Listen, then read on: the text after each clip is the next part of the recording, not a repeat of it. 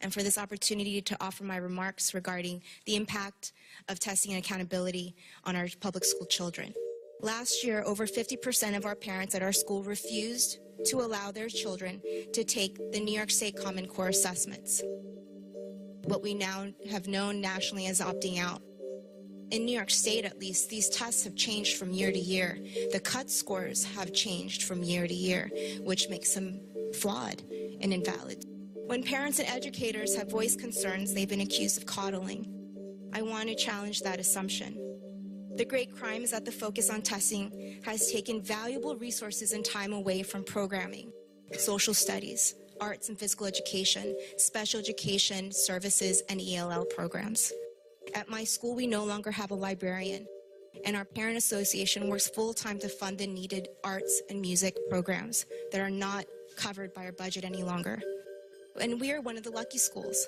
What about schools where parents must work to just survive? There is nothing more painful to watch or forced to be complicit with than the minimalizing that is happening in our schools.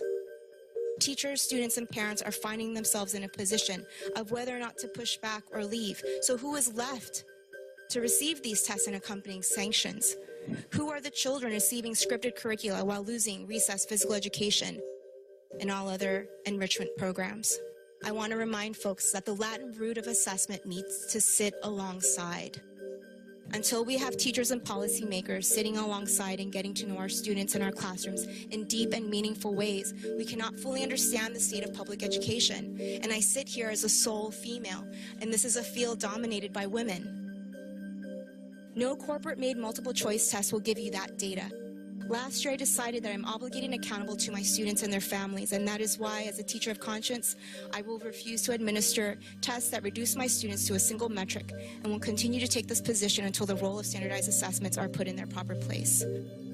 We just celebrated the life of Martin Luther King Jr. In his letter from a Birmingham jail, King affirms, "One has a moral responsibility to disobey unjust laws." He quotes St. Augustine, who said, "An unjust law is no law at all." So long as education policy continues to be shaped by the interests of corporate profiteering and not the interests of our public school children, we will resist these unjust testing laws. I am hopeful that we can sit alongside each other and do the hard work of answering the questions most central to our democracy. What is the purpose of public education in a democratic society?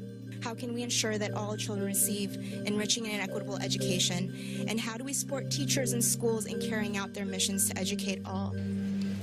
I think there was